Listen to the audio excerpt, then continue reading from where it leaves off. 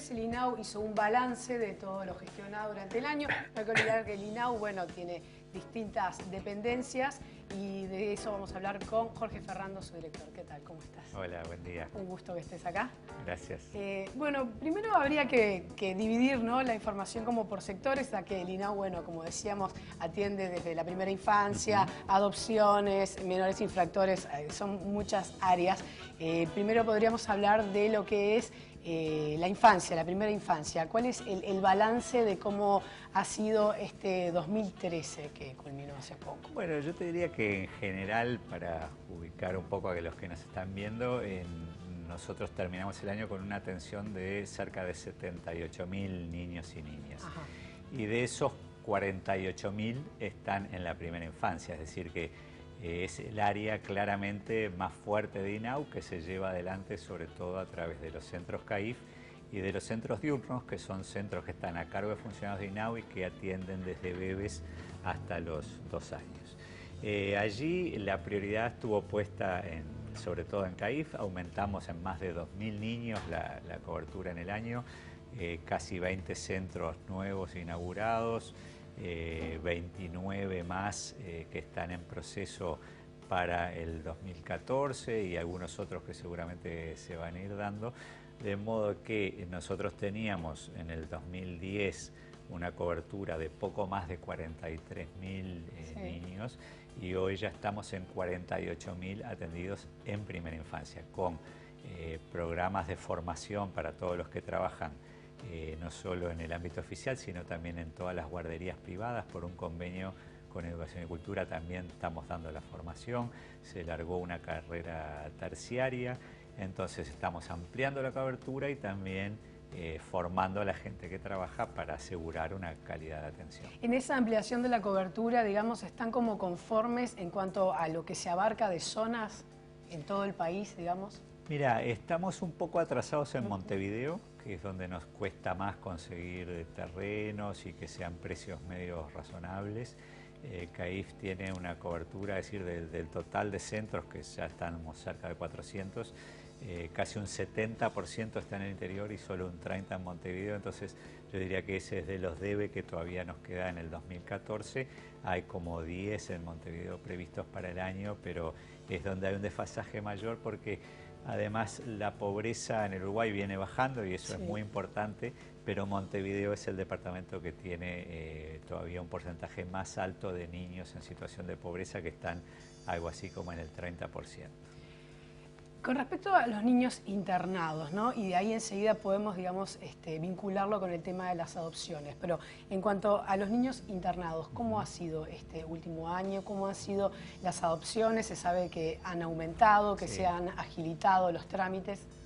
Mira, nosotros tenemos algo así como 150 hogares y unas 400 familias cuidadoras. Eso nos da una cobertura de más o menos 4.500 niños que no viven con su familia, sino que viven en un hogar o con una familia cuidadora.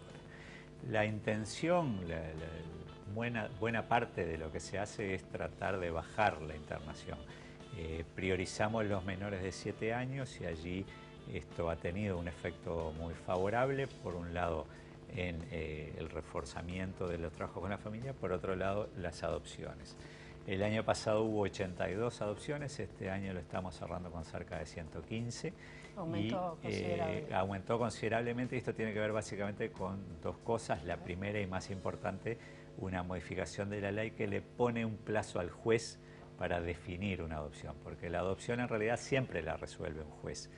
Si un niño puede pasar o no a la adopción es un proceso judicial y lo que ocurría es que no había plazos, entonces nosotros presentábamos, de repente había 30, 40 situaciones de niños que INAU entendía que podían pasar en adopción y eso se alargaba.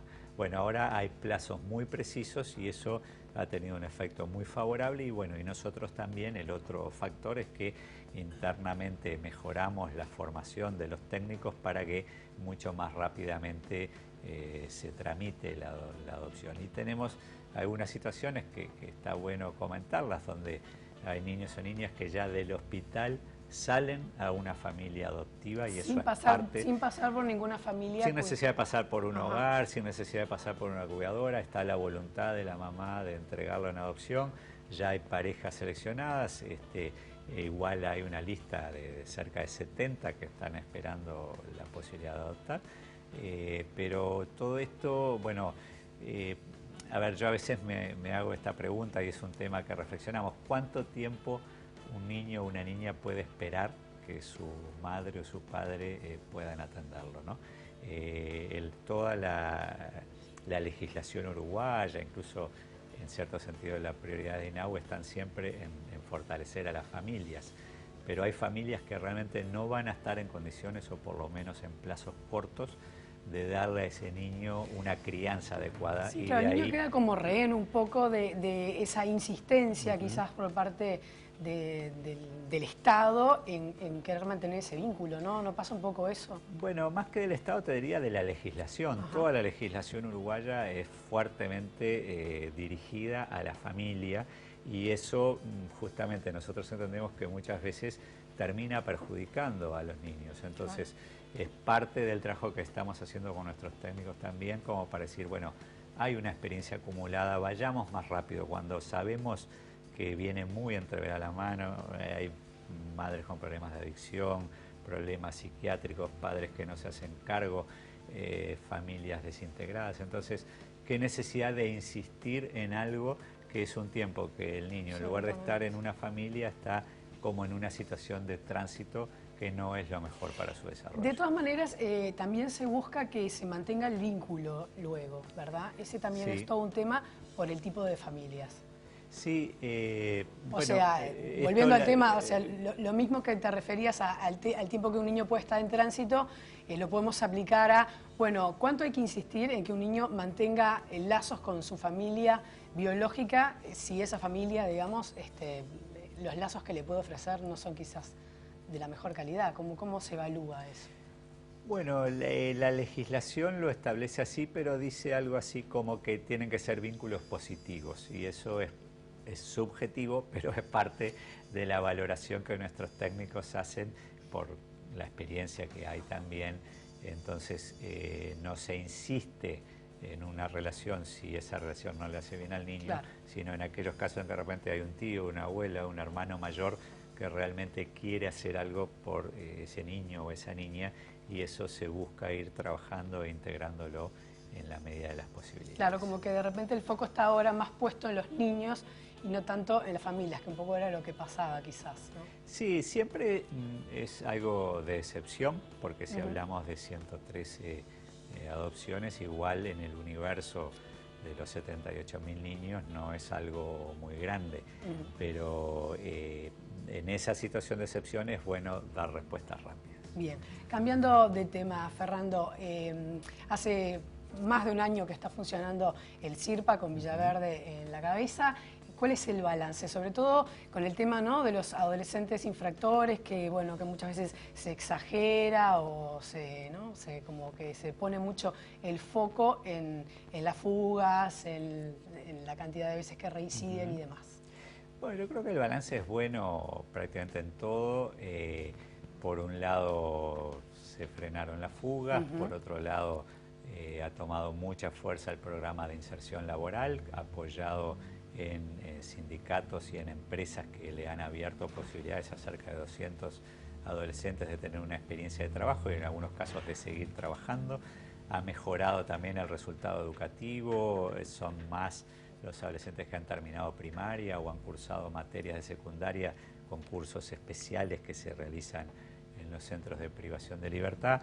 Hay un plan de obras en marcha, que es lo que todavía viene un poco más lento, y a su vez a nivel legislativo se han hecho algunas modificaciones para establecer mínimos de privación de libertad y algunas penas un poco más severas que prácticamente hoy han diluido eso que quizás 2 años atrás estaba en la prensa todo el tiempo, de que los menores se fugan, de que son los que cometen la mayor parte de los delitos, de las rapiñas o lo que fuera, ¿no? Hoy los números van indicando otra cosa, veremos cómo sigue evolucionando, pero yo diría que se han tomado una serie de medidas para tener un control muy cercano de la situación de los adolescentes, para trabajar con sus familias.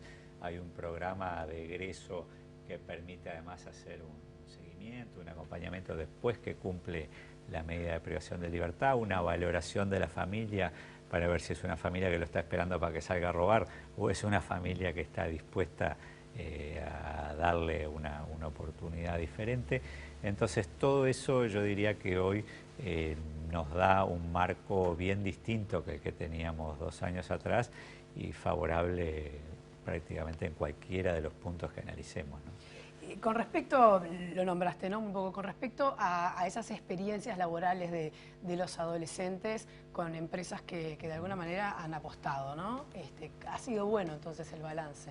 Sí, es algo que INAU ya venía haciendo para otros adolescentes. Nosotros tenemos un programa de becas, de orientación vocacional, de primera experiencia laborales, participamos en Yo Estudio y Trabajo con otros organismos públicos.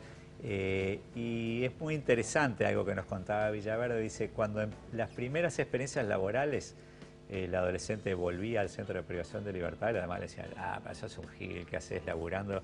¿Cuánto te pagan con lo que vos ganás? Lo hacemos robando en un día. Unos meses después, che, ¿cómo es eso de que estás trabajando y qué haces? Y pero no está tan mal lo que ganás, ¿no? Es decir, la cultura interna ha ido cambiando, hay otra receptividad. Y eso nos parece que es un punto clave en esto. El Uruguay precisa gente para trabajar, es un momento de expansión de la economía. En otras áreas también estamos agilitando y apoyando todo lo que son los trámites para el trabajo de adolescentes dentro de la regulación. Entonces, bueno, creemos que esto no solo es importante para esos muchachos, sino también porque está cambiando la cultura de aquellos adolescentes que están privados de libertad. Bárbaro. Bueno, entonces espero verte, Jorge, dentro de no mucho para ver, bueno, cómo arrancó el 2014 y cómo va ese trabajo de obras que decís que, bueno, que viene ahí. Siempre tenemos mucho para hacer, así que estamos contentos porque el 2013 quizás haya sido el año más productivo. Estamos cumpliendo el 82% ya de las metas propuestas para todo el quinquenio. Perfecto. Pero bueno, el 14 como año electoral seguro que va a ser movido también. ¿Cómo no? Jorge Ferrando, director del INAU, muchísimas gracias por haber venido. Bueno, gracias a ti.